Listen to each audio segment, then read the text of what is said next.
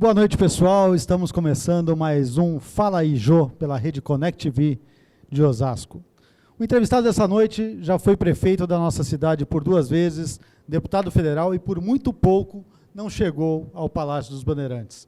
Estou falando do ex-prefeito Francisco Rossi, que participa hoje da nossa série histórica, onde ouviremos todos os ex-prefeitos que passaram pelo comando da nossa cidade. Rossi, é um imenso prazer tê-lo aqui no Fala aí, Jô. Boa noite, Jô. Boa noite a todos os telespectadores. O prazer é meu, a honra é minha. Muito obrigado pelo convite. Eu estou aqui à sua disposição. Muito boa essa ideia de você entrevistar os ex-prefeitos. Alguns já com uma certa idade, é bom ter tudo isso em arquivo, né? Enquanto é tempo. É um prazer imenso e durante esse programa nós teremos algumas novidades sobre o noticiário da nossa cidade. Rossi, você que foi prefeito de Osasco em 2 ocasiões. A primeira entre 73 e 76 e a segunda de 88 a 92. Na primeira muito jovem, na segunda já mais experiente, tendo passado pelo Congresso Nacional e etc. Como foi administrar Osasco nessas 2 ocasiões? E as diferenças desses 2 momentos históricos de Osasco? Bom, eu queria lembrar que eu fui o 5º prefeito da cidade de Osasco. Então, não tinha tudo por fazer, né? A gente pegou a prefeitura bem arrumadinha. O José Liberati foi um prefeito que teve uma visão muito boa sobre essa questão das finanças da prefeitura. Então, eu não tive grandes problemas de orçamento estourado, nada disso. A prefeitura estava redondinha e, graças a Deus, deu para a gente fazer um trabalho muito interessante. E eu lembro aqui que no primeiro mandato nós implantamos a rede de água em Osasco. Foram 400 quilômetros de buracos que nós abrimos, né? Dá para ir daqui ao Rio de Janeiro. Implantamos a rede de água. Depois nós conseguimos do antigo BNH o financiamento das ligações de água, porque houve um fato muito curioso. Osasco tinha água, mas o povo da periferia, com pouco poder aquisitivo, não tinha condição de fazer as ligações pelo custo dessa ligação. Então nós conseguimos financiamento do BNH para essas ligações serem feitas de graça, né? Então nós fizemos naquela época 40 mil ligações de graça e mais 13 mil ligações, mais ou menos, daqueles que podiam pagar.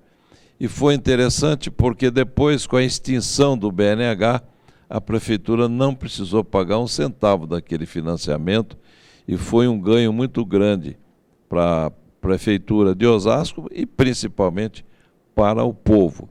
Eu me lembro com muito carinho da festa que o povo fazia quando a água chegava às ruas da periferia principalmente. Depois nós conseguimos o maior financiamento da época, até então, do Banco do Brasil para o sistema que hoje é o Tancredo Neves, né? Naquela época o nome do viaduto era Viaduto da Integração. Nós começamos e no meu segundo mandato eu concluí o viaduto e entre as 2 administrações o Parro deu sequência, né, à obra. Depois ficou alguns anos parados, né, no governo do Iguaçu ficou totalmente parado. Depois o Parro veio, conseguiu o financiamento do governo do estado, deu sequência e quando eu ganhei a eleição eu concluí a obra. E são 2 obras assim que eu me lembro muito bem da primeira gestão. Também transformamos a mansão, né, que os prefeitos podiam usufruir daquela mansão chamada Mansão dos Prefeitos. Eu não fui morar na mansão e transformei a mansão numa escola para crianças especiais. Depois, no segundo mandato, eu já mais experiente, e a gente, com essa experiência, a gente agilizou muita coisa desde o primeiro dia que eu tomei posse. E aí foram os assentamentos, a eliminação de favelas aí, históricas na cidade, principalmente aquela do Buraco Quente, onde tem a Fito hoje. Tinha ali 1.200 barracos, né? E ninguém conseguia sequer entrar naquela favela. e nós conseguimos erradicar a favela. Fizemos 3.000 assentamentos, né? 3.000 famílias foram assentadas, 15.000 pessoas aproximadamente. Foi muito marcante, sem nenhum centavo, porque não havia essa linha de financiamento de governo do Estado, Minha Casa Minha Vida do governo federal. Com os recursos próprios, nós fizemos realmente uma boa administração, e aquilo que nós fizemos em Osasco, né, nós quase chegamos ao governo do Estado, faltou pouco. Eu lembro também do terminal lá da Vila Yara, que nós conseguimos, também não custou um centavo, nós fizemos uma parceria com a urbanizadora Continental, né? Enfim, asfaltamos muitos quilômetros. Foi um tempo em que era muito barato o asfalto, né? O petróleo era baratíssimo, né? Era 10, 12 dólares o barril, então a gente podia asfaltar à vontade, era muito barato o asfalto. E foi um momento alto, né, na história de Osasco, porque nós ligamos todas as principais ruas aos bairros, né? Foi bom, foi uma experiência que eu não esqueço jamais de ter governado a minha querida Osasco, e tudo que eu sou eu devo, né, a Osasco e ao povo de Osasco, que sempre mostrou muito carinho, apreço por mim. Maravilha. E nesse meio de tempo entre uma gestão e outra como prefeito da nossa cidade, você foi deputado federal constituinte. Fui 2 vezes, né, Sim, deputado eleito em 78 e depois em 1986 como constituinte. E aí participando de um dos momentos mais importantes da história do nosso país. Como foi participar da Constituinte e ser um dos responsáveis pela nossa Carta Magna? Olha, quando eu cheguei a Brasília, já no segundo mandato, eu já tinha uma fama assim, de ser muito briguento, de arrumar muita confusão lá dentro do Congresso. E de fato eu fui mesmo a fim de desempenhar o meu papel da melhor maneira possível. Se pudesse voltar no tempo, eu teria feito um pouco diferente do que eu fiz. Eu briguei muito, eu queria ser relator da Assembleia Nacional Constituinte, consegui ser um dos relatores, né? Eu relatei sistema eleitoral e partidos políticos, que era um assunto que dominava na imprensa, todo mundo queria saber o tempo de governo do Sarney, seria 4, 6 ou mais anos, né? Enfim, se havia ou não, se haveria ou não reeleição, se jovens com 16 anos poderiam votar. Então, esses relatórios, o que eu fiz foi o relatório final. Muito daquilo que consta da Constituição foram propostas contidas, né, no meu relatório. Inclusive o voto aos 16 anos. E votei contra o mandato, né, de 6 anos do Sarney. E realmente tive um embate complicado lá dentro do Congresso. Mas eu gostei mais mesmo do primeiro mandato meu, quando o deputado federal tinha muita força. E eu acabei, no primeiro mandato, me tornando o primeiro vice-presidente da principal comissão lá da Câmara Federal, que é a Comissão de Constituição e Justiça. E o presidente da comissão era o Djalma Marinho, e que já estava muito enfermo, com 84, 85 anos, um grande mestre, um grande professor, aprendi muito com ele, mas ele, por questão de saúde, quem mais presidia a comissão era eu. Então, eu tive uma projeção boa e muita força política. Então, eu trouxe muitas coisas, né, aqui para Osasco, especialmente a Policlínica da Zona Norte, porque tinha aquele prédio de madeira que tinha lá na Zona Norte, era horrível aquilo lá. Enfim, o primeiro mandato meu, eu consegui muita coisa aqui para a cidade de Osasco. E aí, depois dessas 2 gestões como prefeito também, onde nós tivemos, inclusive, o viaduto metálico, as praças que deram uma outra cara para Osasco. Osasco tinha aquela cara de uma cidade de cimento, daí ficou mais arborizada, mais bonita.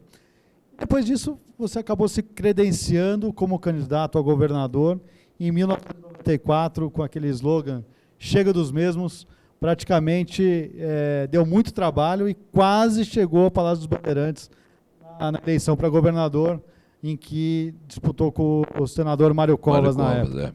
Como foi aquele momento, o que acabou te transformando praticamente no político de Osasco, que mais teve sucesso em toda a carreira, né? Na verdade, eu me lembro com saudades dessa eleição, porque foi fantástico o resultado que nós obtivemos, né? Eu fui para o segundo turno, um partidinho pequenininho, eu tinha 2 minutos e 10 segundos de tempo, né? Um tempo muito pequenininho, e conseguimos passar uma mensagem boa, né, para a população, muito positiva. Eu tive um pessoal muito bom que me assessorava, e eu sinto muitas saudades daquela eleição. E eu enfrentei um mito. O Mário Covas era um mito da política. Enfrentar mito é muito difícil, né? E o Covas, se eu tivesse mais uns 15 dias no segundo turno, eu acho que eu teria ganho aquela eleição, porque ele não parava de cair, eu não parava de crescer, né? Então foi bom, muito bom, e eu me sinto assim um vitorioso, sabe? Aquela eleição, para mim, marcou muito, foi muito bom. Muito bom. Maravilha. Pessoal, a conversa, quando é boa, passa rápido. Vamos fazer uma pequena pausa para um rápido intervalo e já a gente volta com Fala aí, Jô.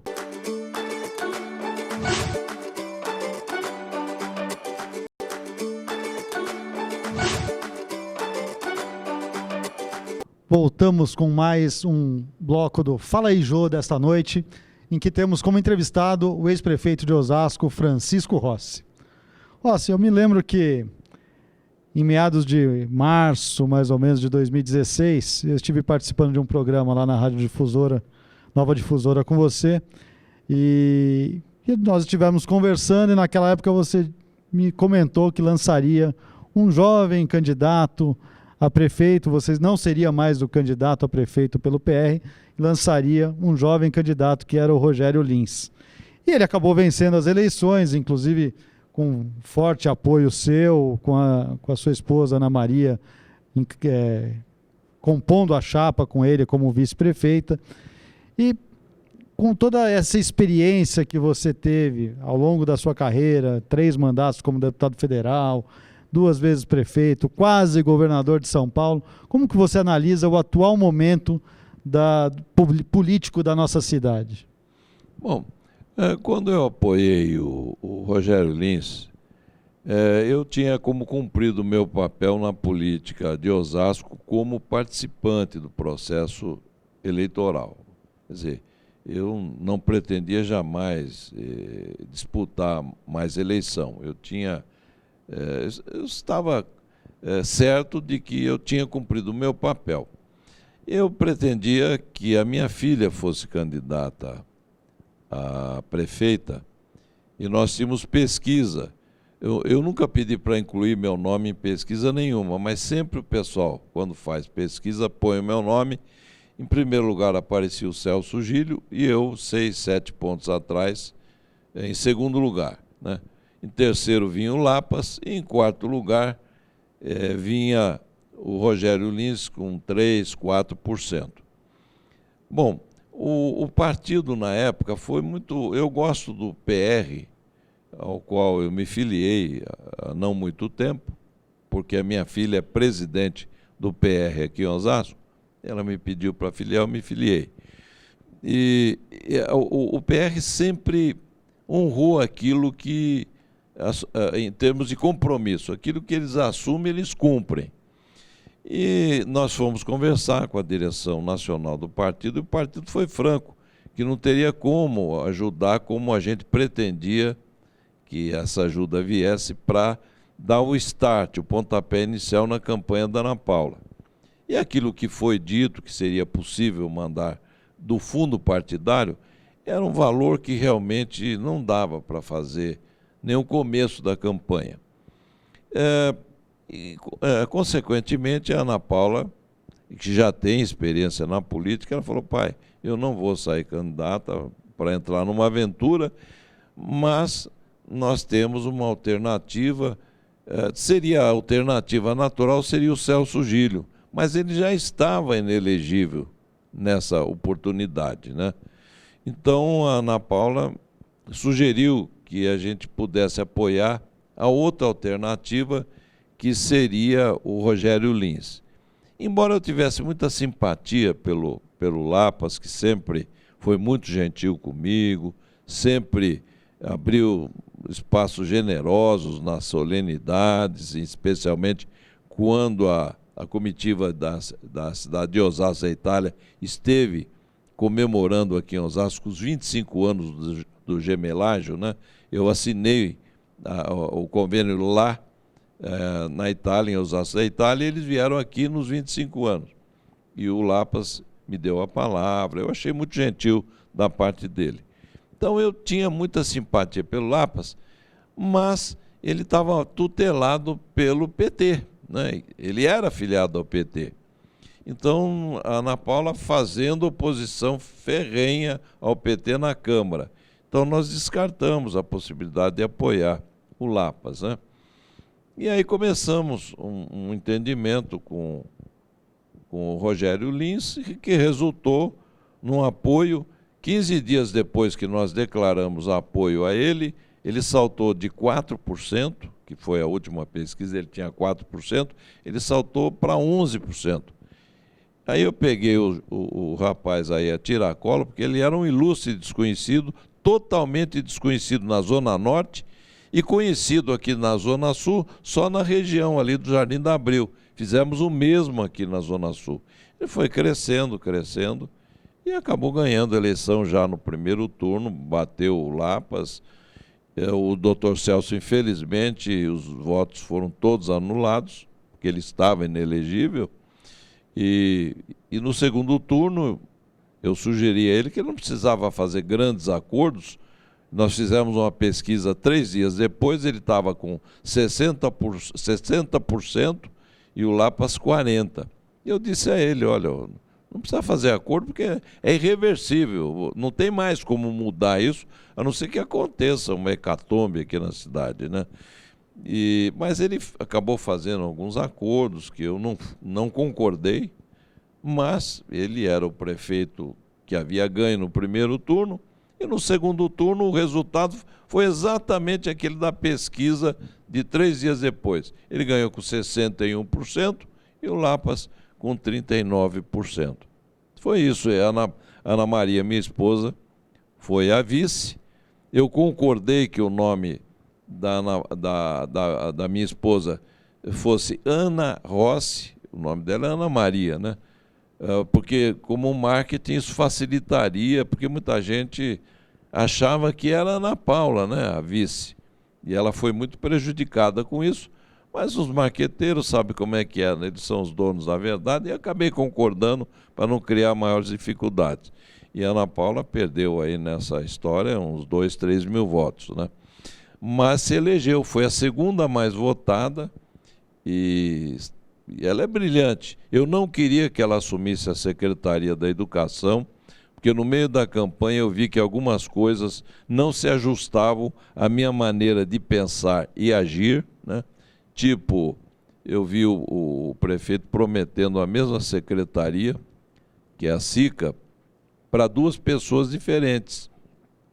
Sendo que a primeira oferta, a pessoa nem havia pedido, ele ofereceu, olha, você vai ser meu secretário da SICA, foi uma das pessoas mais importantes para que esse acordo do PR com o partido dele saísse, né? E a pessoa agradeceu tal. Pouco tempo depois, numa reunião, eu vi ele oferecendo publicamente, né, essa posição para uma outra pessoa. Eu fui conversar com ele, falei, eu não estou te entendendo, não, nós temos que ganhar a eleição, sabe como é que é? Eu não sei como é que é isso, eu não entendo isso, sabe? Eu não entendo disso. E com isso eu realmente fui me decepcionando com o prefeito. E o resultado é que depois eu soube que ele havia prometido essa mesma secretaria para 4 ou 5 pessoas. Eu mesmo, claro que eu não aceitaria, mas eu até fiz um teste. Ele falou, olha, você não quer ser meu secretário de governo? Pensei, falei, como eu já tinha visto essa história da promessa para 2 pessoas. Falei, deixa eu fazer um teste com ele. Falei, eu topo.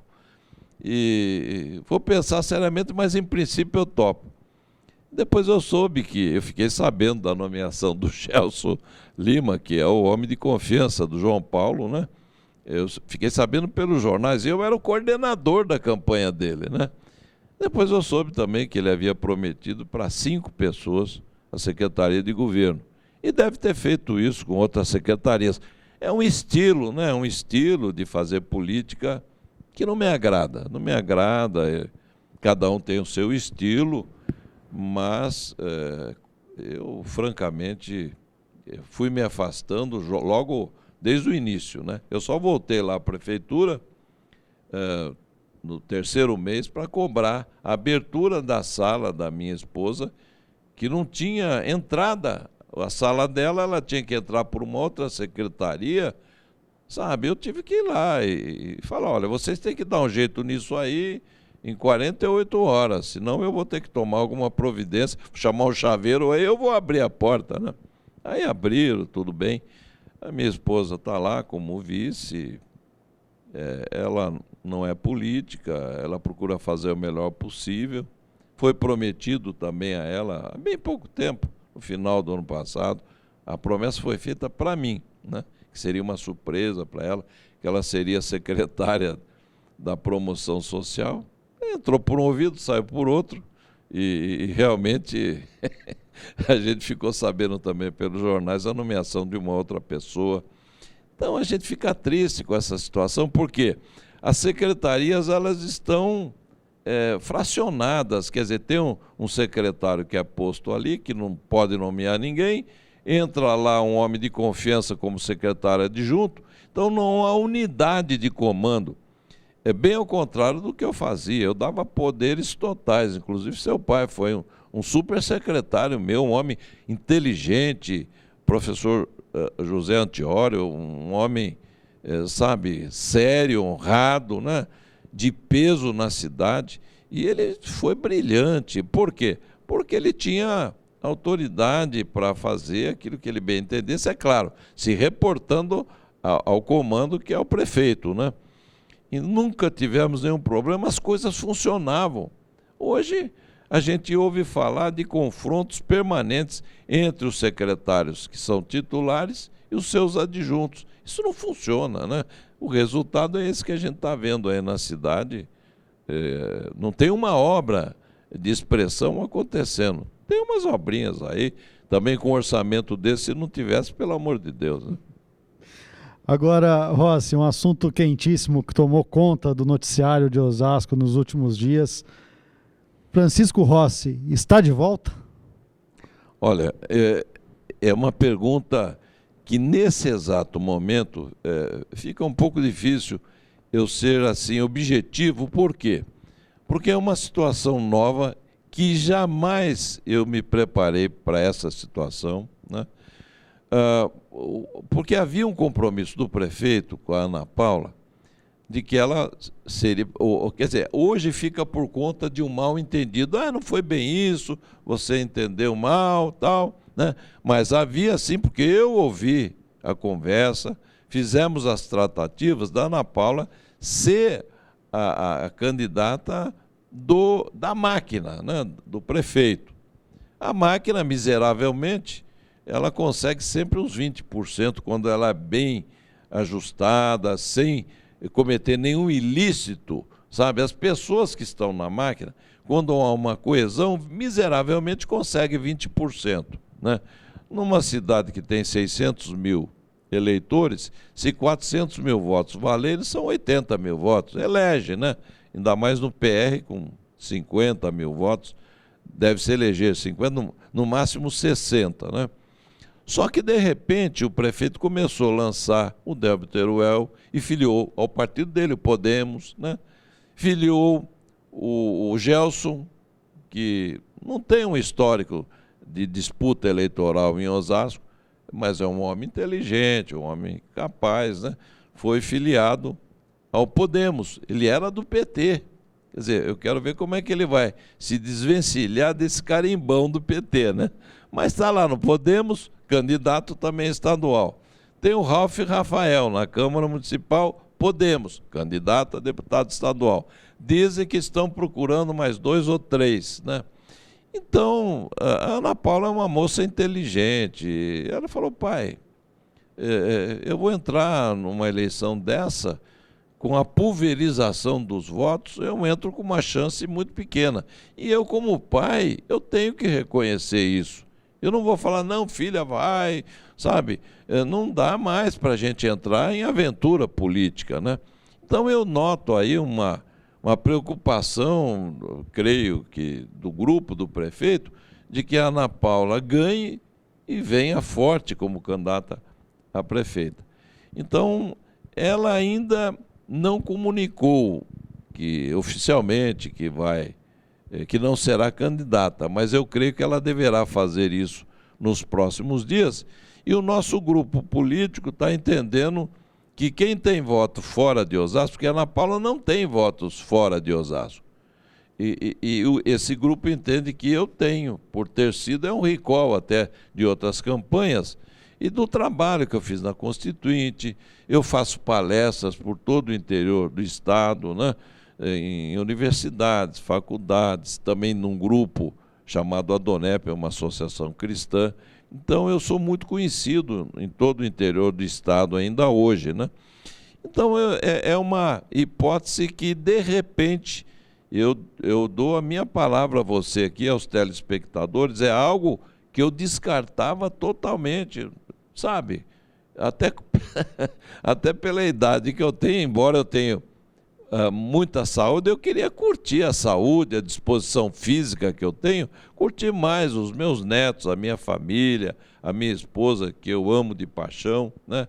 Nós vamos completar 50 anos de casados agora, no dia 26 de maio, né? Então, infelizmente, de repente, por essa situação de não cumprimento dos compromissos assumidos, eu estou, sim, cogitando a possibilidade de sair candidato, e é claro que eu vou ter que me reunir com a direção, que o pessoal da direção do partido está festejando a possibilidade de eu ser candidato. E já me convidaram para uma reunião que deve acontecer ainda esta semana, e aí eu vou saber como é que o partido vai caminhar. Aqui no estado de São Paulo, o partido vai estar apoiando o Márcio França. Então, eu quero estar afinado com o pensamento do partido. Então, possivelmente, eu tinha uma outra ideia, até por não conhecer o direito, saber o projeto. Eu conversava mais com outro candidato, sabe, sobre a possibilidade de apoiá-lo. Então, eu vou ter que agora iniciar uma conversação, se for o caso, né, com o Márcio França. Para a presidência da República, eu estou vendo o Magno Malta, que é do meu partido, sendo cogitado para ser vice do Bolsonaro, né? Então, eu quero acompanhar o meu partido, né?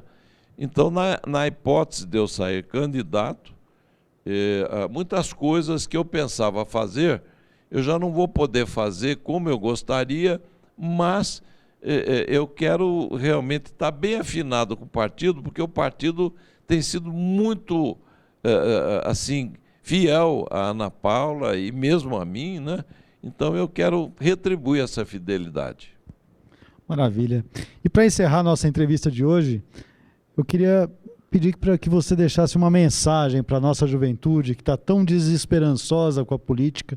O que eles podem esperar e procurar nas eleições desse ano? Eu não acho, não só os jovens, sabe, mas todas as pessoas de bem, porque as pessoas idosas estão desesperançadas, mas elas têm ainda a experiência para oferecer, né, para as pessoas. Os jovens estão desencantados com a política, as mulheres precisam participar mais da política, o espaço da mulher no processo político, não obstante haja legislação garantindo até 30% de candidatas, os partidos não conseguem preencher essas vagas, né? Então é um processo cultural, há que se trabalhar nessa direção.